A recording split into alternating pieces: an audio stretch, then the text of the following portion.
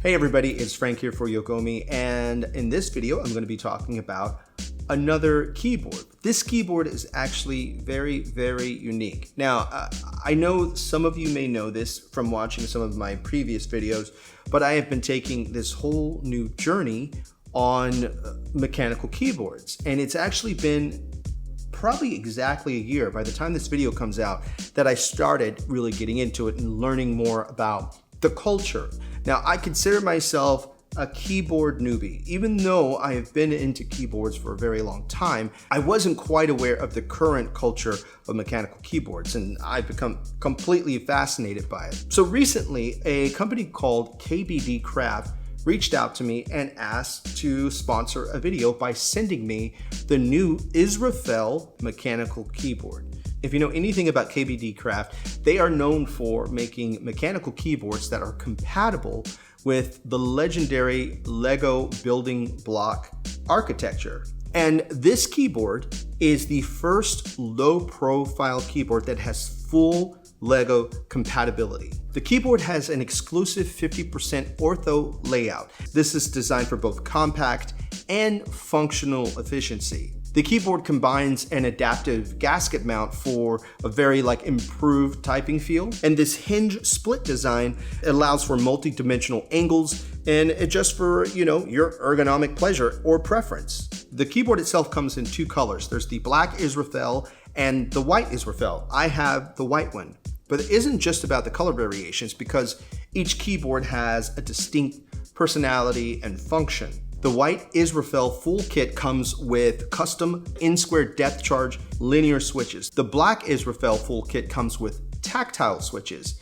the N-squared landmine switches. Now, I haven't had a chance to try the black one out, but I prefer linear switches, so it would be interesting to see the difference between the two on how they feel on this board. The approach to this keyboard was to balance the ergonomic and aesthetics and performance all in one keyboard, while also giving an ideal experience for enthusiasts who are looking for a unique and customizable typing experience. The keyboard features low-profile switches and stabilizers and hot swap sockets co-developed with Kale. It also includes low-profile custom keycaps from Keytalk. And these double-shot keycaps are designed to meet the highest standards. I took the time to put this together live on stream. I actually am a bit of a Lego enthusiast. I've actually put together Lego kits on stream before. Any Lego kits that I have here in the studio, I more than likely assembled them live on my Twitch channel, twitch.tv/Yogomi. Every once in a while, I'll just kind of get the urge to do a live Lego build, and that was what I did with this. I actually assembled this entire keyboard live on stream. Actually, one of my community members had the PDF up while I was building it, so he was able to keep me on track in case I forgot something or we run into some troubles, which we did run into a slight problem, but it was an easy fix we were able to figure out. Something I think was some confusion with the instructions, but it was easy to figure out because you could look at the images in the instructions and realize, okay, this is what I need to do. Overall, it was very easy to put together and it was very fun to put together. It uses 1.2 millimeter FR4 plates with a sleek titanium white finish, and it's designed in two pieces. There's no thick layer of foam in this, and that was intentional. KBD left the foam out to enhance the sound quality. Before I got this, I was actually quite intimidated to build my own custom keyboard. Some people have been very kind in the comments, and someone suggested that, hey, you know what? You should build your own keyboard. It's actually a lot of fun, and I think that you really like it. And I still was very intimidated. Last year, I got sent a very nice set of keycaps from a company, and they've just kind of been sitting here. So I kind of got tricked into building my first keyboard. I don't want to say it was in the disguise of a Lego kit, but it did sort of help me learn how to build my first custom keyboard, because not only did I have to put all the switches and the keycaps in the board, I had to build the board. And I think it's actually very fun. This keyboard is actually very nice. And if you're looking for something different, if you're looking for something fun, I would highly suggest that you check it out. The full Israfel kit is only $64.99 on their website, which I think is quite affordable. I mean, it's actually less expensive than a lot of Lego kits, and you get a fully functional keyboard. Now, there is something that you need to know. What's very unique about this keyboard is the keycaps layout. You'll notice that the keys aren't staggered. It's still a QWERTY layout, but no staggering. If you know anything about the history of typewriters,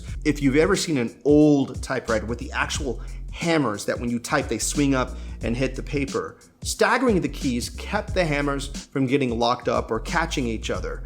But now, since we move forward in future, we don't really need to have staggered keys, but we've grown so accustomed to it that that's what we're used to. It's how we type. I don't even think about it. I just sit down and type. So I had to learn how to type a bit differently. Now, it came to me eventually.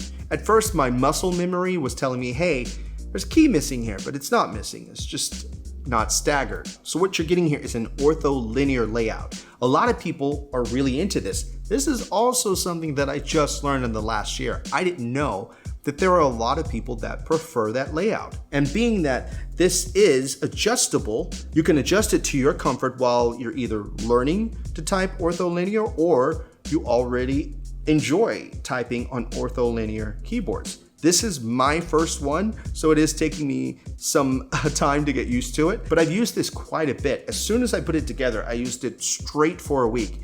And again, it took me some getting used to, but as soon as I did and I went back to a regular keyboard, I had to adjust all over again. So it's one of those things like, I think if you're into ortholinear, this is gonna be for you. But I still highly suggest these just for fun. It's just fun building it. And then the satisfaction of building the whole thing and getting it all put together and then plugging in that USB cable and seeing the keyboard light up. Also, it's compatible with VIA. I was able to connect it, sync it up, and customize it the way that I want it. Something you're gonna see is that while you're adjusting it, you have a Lego piece that you can fit in here. For example, this fits right into the socket here, and this fits here.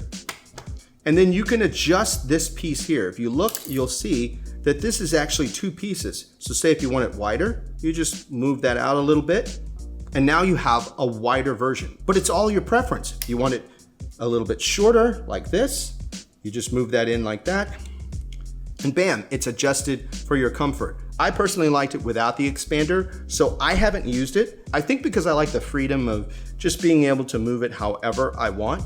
Also, if you look on the very bottom, it comes with these rubber feet that you stick on the bottom, so it stays on the desk pretty well. I had a lot of concerns I was worried about at first, like, you know, it being made of Legos. Is this gonna be very sturdy? Is it gonna slide all over my desk? It actually is very sturdy. The engineering that went into building this keyboard is actually very clever. All fits together very well, and I only had some slight problems. For example, the enter button is just a little sticky, only because I think the gasket might be touching it. Some of the keys it tells you to use here are in place of other keys. You have F1, F2, and F3, which these are actually like tab, shift. These are actually other keys. So it would be nice for the Israfel to have its own custom keys that are labeled correctly for what they actually do, like tab or shift. Even if it is small like that, I wouldn't mind it. Something else very cool is they actually send you a Lego compatible figure that you can assemble, and it comes with the keyboard. You can kind of see a little Minecraft influence with it, but it's a nice addition to an already unique keyboard experience. I want to thank KBDcraft for sending me this keyboard. It's very kind of them, and I might be a little hooked. I might have to put the other keyboards together too. So if you've got one of these, or if you've put one together, let me know what you think. If you've got questions, leave them in the comment, and I can tell you my experience with it since I've been using it, putting it together, or any other questions you might have. So that's it for this video. Thanks for watching, and I'll see you in the next one. See ya.